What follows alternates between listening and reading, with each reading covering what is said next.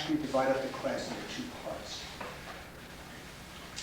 For those of you who don't know David Lane, I think one or two of you do know him. David is the author of many books. I have 4 of his books here. The one is an expose, by the way, on Eckankar, one of the religions that we have talked about in the past, called The Making of a Spiritual Movement. This has created quite an uproar within the organization. This is the original edition of it, an expose of it. There are other books as well. This is on the strange case of Franklin Jones, okay, one of the religious leaders, New Age leaders. Socratic Universe is another one. And there are others as well. Just to show you that David is a very, very active scholar, very respected in the field of the study of new religious movements.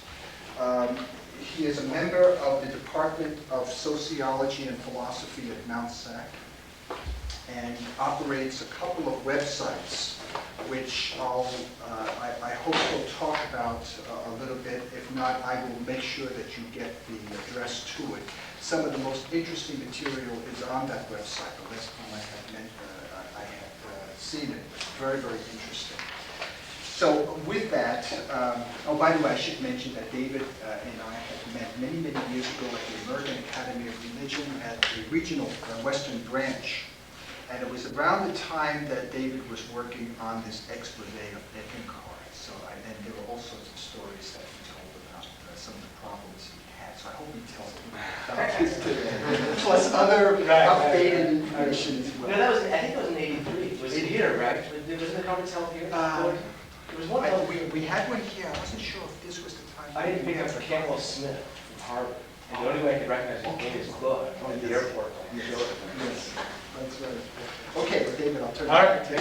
thanks, I appreciate it. You know, most of you guys have been studying new religions.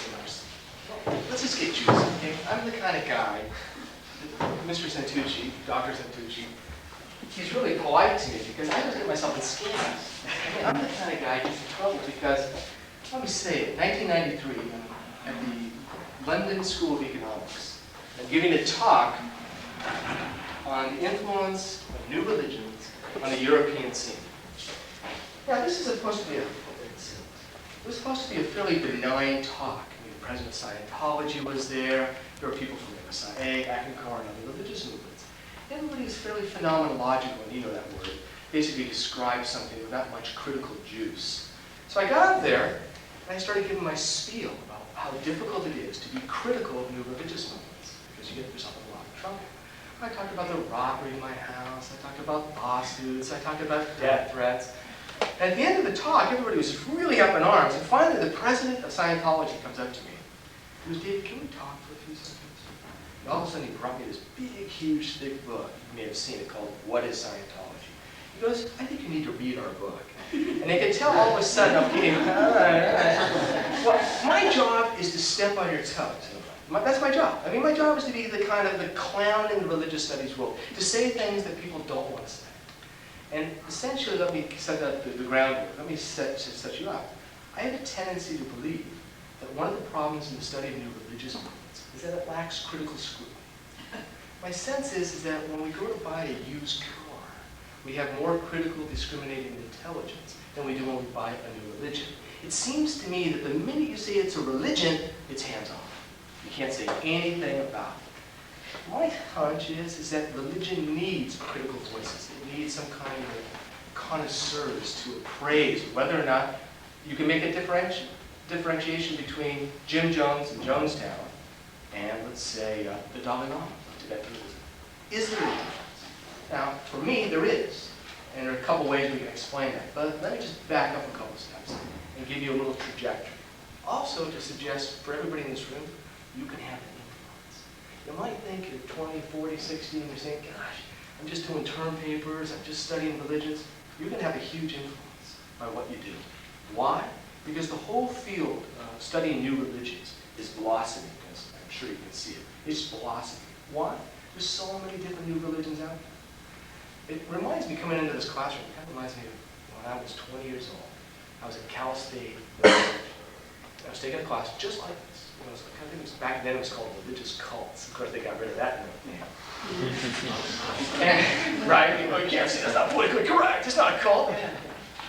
And so what happened was, in my case, the teacher, Professor Happ, he says, guys, I want you to write a term paper on a new religious movement. That's what I want you to do. And we're 20, we're naive, we don't know what's going on. So I saw these posters on Eckankar, you know, and since I had known something about Ramaswamy, had been to India and all that stuff, I said, I'll do a term paper on this group called Eckankar. I didn't know anything about it. So I started writing my term paper. I got really into it. I don't know if you ever get into this when you do research, whether it's on the internet, or you go to UCLA, you go to these great libraries. Sometimes you get obsessed. Well, nobody had ever done any research, essentially, on this group. And so what happened is, I began to discover things nobody wants you to know. For instance, the founder of the group, who's considered to be the 970th living Master, who had brought the true teachings from the city of Rex from the planet Venus 6 million years ago, I'm not making it up. This transmission of masters all the way to the present day, he claimed to be the living Master. Lots of people didn't know that he was married before. So I talked to his first wife. That's Messianics. You never want your religious, well, he was married before, I didn't know that. And so I talked to her, and then I talked to his brother-in-law about his various travels and all that stuff. So I thought, okay, I'm going to write my little term paper. So I'm writing this term paper, and then a lightning bolt struck. I found out that the founder of this group called Twitchell had been associated with lots of groups, from Scientology, used to be L. Ron Hubbard's press agent, to Self-Realization Fellowship, Yogananda's group, to Kirpal Singh's group, Ruhani Satsang. But he had denied it when he started this group. He basically said, no, I got the true teachings from a guru named Rebazar Tars, a 500-year-old Tibetan monk who lives in a hut in Tibet. Of course, nobody's ever seen him except for Paul Twitchell. And then I started to notice something else, and this is the funny stuff. This is what got me excited. Plagiarism. Now, I'm sure you're all familiar with plagiarism. Many of us have already done it, right? Oh, the Encyclopedia Britannica, that's a good source. I'll just pour it here. Okay, I'll just reword it. That's okay. I don't know the joke, just kind of get stuff. You know, I think it's but no. So what happens is that okay? So I just open this one here.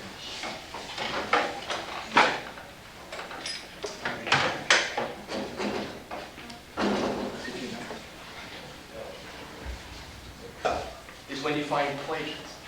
So I'm looking at Paul Twitchell's books, which are apparently divine revelations from the very highest Lord Suman.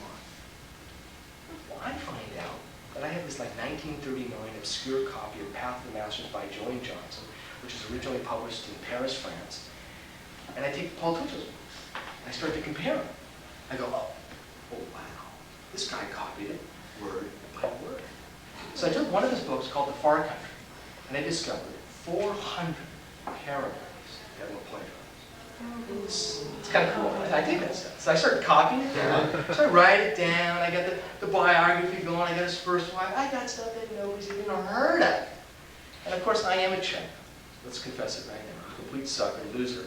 Because at 20 years old, I said, I think Eckankar would like to see my term paper. Oh. Don't you think? Don't you think? Come on. So I write my term paper. I get it all typed nicely. Now, you remember when you're 20, I couldn't write very well. I'm not bad syntax, misspelling, but it's essentially lots of text. It turned out to be about 150 pages. My teacher, Professor Happ, 150 pages? Well, I don't want to read this thing. So I take the 150-page term paper, I naively send it to Eckankar, to their international headquarters, which used to be in Menlo Park. Paul Twitchell, by this time, had died. He had a successor named Darwin Gross, who was appointed by Paul Twitchell's ex-wife, and they eventually got married about 6 months later. I won't make a comment. Now, what happens is, I sent it to him. About 2 months later, my mom calls me in, with tears in her. She goes, Dave, she goes, I got really bad news for you. Well, what is it? She goes, you got a letter from a lawyer up in San Francisco. They're going to sue you for $2.5 million if you publish your term paper. And I'm like, yeah, right on. I had so many points. So I'm like, oh, pumped. Because I come from a family of attorneys. My dad's an attorney, my sister's an attorney, my brother-in-law's an attorney, my best friend's an attorney. I don't care about attorneys, don't scare me. So I take the letter, I go, oh, my God, I must have said something that really offended them. So my sister writes them back some nasty we're not gonna, you can't touch our term paper because it's, First Amendment, Dave's documented stuff. I want to show you to what degrees a group will go and the impact that you're going to have. You probably don't realize it, but the impact you're going to have on studying new religions. What happened is, my sister writes me back, because she's an attorney. They said they're going to sue me for $2.5 million. Of course, they're not going to take the lawsuit, but they do something unusual. A member flies down all the way to Cal State North, and he notices that I had a classmate at the time, a classmate like you have in this class, named James Peebles. And James Peebles and I shared notes. I photocopied some of his pertinent notes, and I made footnotes to his term paper, which was only 12 pages long. He was a member of the group. He went to, they couldn't get a copy at Northridge, so they went to Los Angeles Baptist College. One copy, because this James Peebles used to be a member of the Baptist Church. So he went to go see his old professor, Ed Gruss. Ed, here's a copy of my term paper on Eckankar, 12 pages.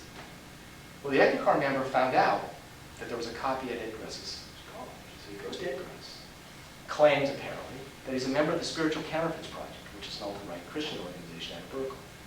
Makes the claim. Ed Gruss naively makes one photocopy of the term paper, gives it to Mike. He flies back to San Francisco. True story, it's in the newspapers. They then turn around and sue Jim Peebles, LA Baptist College, and Ed Gruss for $2 million for publishing, one Xerox copy, a defamatory term paper. Because unlike me, James Peebles, who was a member of Eckankar, had said some things that weren't documented. Then Eckankar turned around to account half-page advertisement from the LA Times, Seattle Post, saying they were being attacked by alt-right Christians. But this is unbelievable stuff. I'm 20 years old. I go, what's going on here? So, at this time, I connect with Professor Elwood at USC. And has he come in here yet? Elwood? But he's better from this guy. Huh? He's in Alabama. He's in Alabama. So Elwood's a really nice guy. So I contact him at USC. And I said, what am I going to do? I got this term paper that's hot. So he goes, connect with Mark Juergensmeyer up at the University of California, Berkeley, GTU. So we do this kind of connection. So I go to India, do my research project with Juergensmeyer, forget all about this stuff. Well, one member of Eckankar gets a copy of my term paper. He runs a Kinko's Copy Center in Portland, Oregon. He starts Xerox. Until finally he sends copies of the term paper throughout North America, throughout Europe. I come back in 1978 for my little research project in India. I got 4,000 letters of disgruntled members of Eckankar. Eckankar doesn't know what to do. They got people leaving the group by droves. Because you look at the plagiarism, you look at the cover, and you go, hey, this guy's lying about his life. So, essentially what happens is the Spiritual Counterfeits Project sets up a magazine. They base it upon my term paper. They make 50,000 copies of it. They send it worldwide. Eckankar's what are they going to do? What are you going to do? So guess what happens? They hire a business consultant, Bill Popham, to study the impact that my term paper is going to have on the future earnings of this religious movement. I'm 20 years old. They then send out a memo. This is the classic one. It's actually encased in the book. In fact, I should read it directly to you. I have a copy right here. I'll read it right up in front. Here we go. Just read it right here in front. Just so you know what you're getting to. So if you want a good criticism of my lecture, this is what Eckankar says about this guy right here, about the research. It does not tell the true story. Was not completely researched and is untrue. These people, David Lane, Mark Albright, are being used by the negative forces to dismantle Eckankar and are referred to by Sri Paul Twitchell in a private tape he made shortly before he translated, which is he died. Paul said, these pagans and heathens are in a conspiracy to destroy Eckankar, not only in the physical, but in the psychic worlds. Those who are bracketed within the category of these people are actually against us. This is the cool one. This is what I like. They have been, David Lane included, since the beginning of mankind, for the formation of the lower worlds. All these people are under the Cal forces. Sri Darling, who was the successor of Paul Twitchell, this new religious movement, asked that Lane's research, as found in the SCP journal, be destroyed.